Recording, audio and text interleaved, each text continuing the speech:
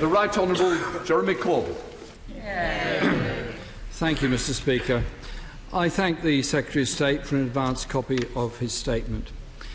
Could he tell us where the Prime Minister is? And what is he doing that's so much more important than addressing Parliament on the assassination of Iranian General Qasem Soleimani? An extremely dangerous and aggressive act that risks starting yet another deadly war in the Middle East. On Friday, I sent the Prime Minister a letter posing a series of questions. He has not answered any of them. Instead, today, he's hiding behind his Defence Secretary. Isn't the truth, Mr. Speaker, that he's scared to stand up to President Trump because he's hitched his wagon to the prospect of a toxic Trump trade deal?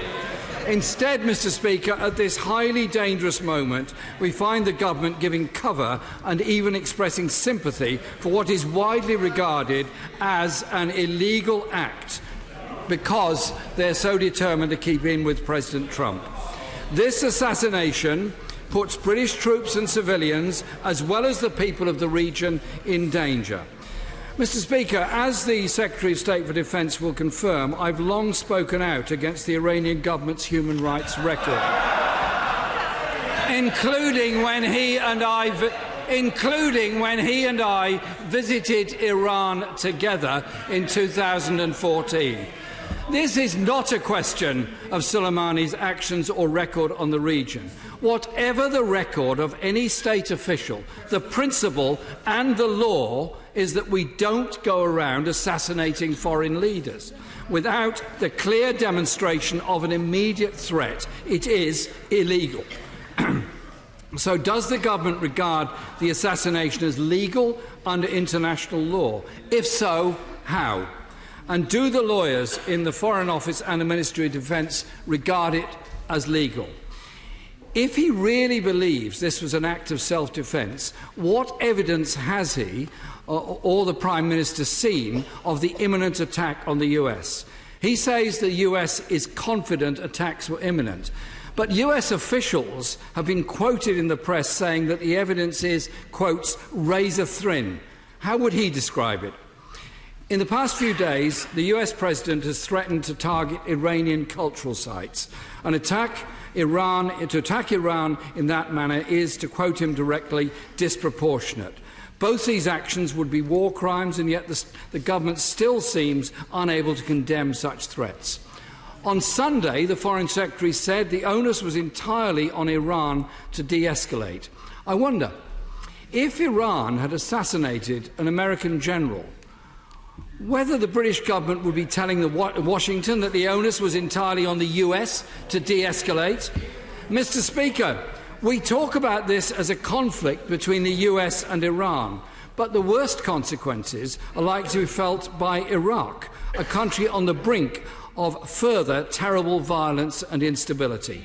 President Trump has threatened Iraq with sanctions like they've never seen before, after its elected parliament, yes, elected parliament, voted to ask the United States and other foreign forces to leave their country.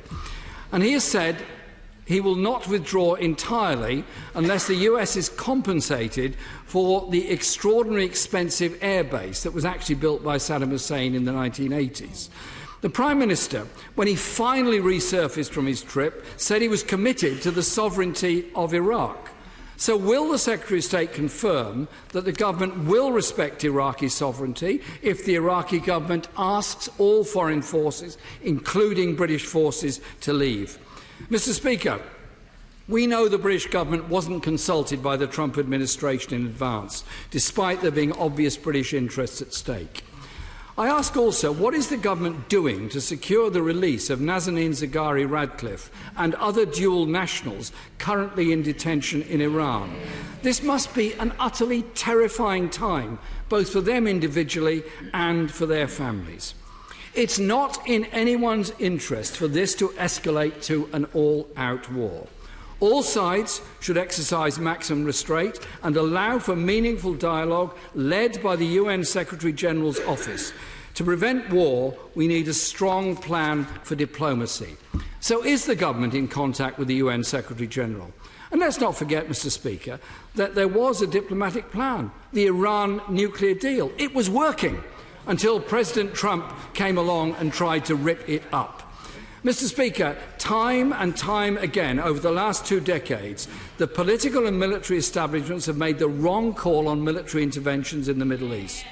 Many of us opposed the invasion of Iraq in 2003 and the failed invasion of Afghanistan, and I opposed the bombing of Libya in 2011. Have we learnt nothing from those events? This House must rule out plunging our country into yet another devastating war at the behest of another state. Secretary of State. Thank you, Mr. Speaker. And I noticed, Mr. Speaker, the Leader of the Opposition's actually letter to the Prime Minister in which he posed 3 questions to the Prime Minister, none of which of those questions he just posed from the dispatch box. So I think that was rather interesting. I'm afraid, Mr. Speaker, instead of getting a serious interrogation of the situation about how we are going to de-escalate this situation in the Middle East, how we are going to make sure British citizens and British allies are secure, we've had the usual tripe about this is about Trump, this is about America, and all the anti-American, anti-imperialist guff that we've had from it. The Leader of the Opposition asked where the Prime Minister is. Well, fun enough, the Prime Minister is running the country, Mr. Speaker, something the Leader of the Opposition will fail to ever do as a result of the election. And this Prime Minister actually believes in a cabinet government and letting the members of the cabinet who are responsible for the policy come to the House to be able to answer the questions around the policy matter. And indeed, as the Secretary of State Defence, who has a significant number of assets in the region, in Iraq at the moment, and is charged with the duty of defending this country, the Prime Minister felt it was appropriate for me to attend to answer the questions in his place. I think we could perhaps answer some of the questions. What few questions were made by the Leader of the Opposition. First of all, it is for the United States to answer in detail to whether it views the intelligence it made its decision on are whether illegal or not. From the information and intelligence that I have seen, what I could say is that it is clear there was a case for self-defence to be made about an individual who had come to Iraq to coordinate murder and attacks on US citizens. It begs the question, Mr. Speaker, what the Leader of the Opposition would do if that individual had come to Iraq or anywhere else to plot the murder of British soldiers and diplomats. Perhaps, like he recommended with al-Baghdadi of ISIS, he would seek to have him arrested at that particular moment in time.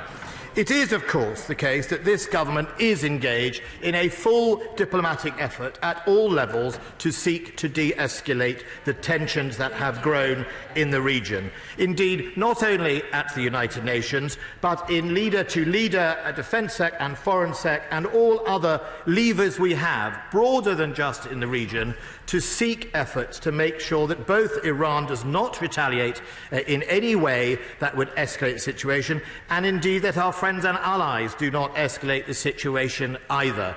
The call that this government is making is to make sure that we pause, that we focus on the safety of the peoples of that region and seek a way out, both for Iran and indeed for its neighbours.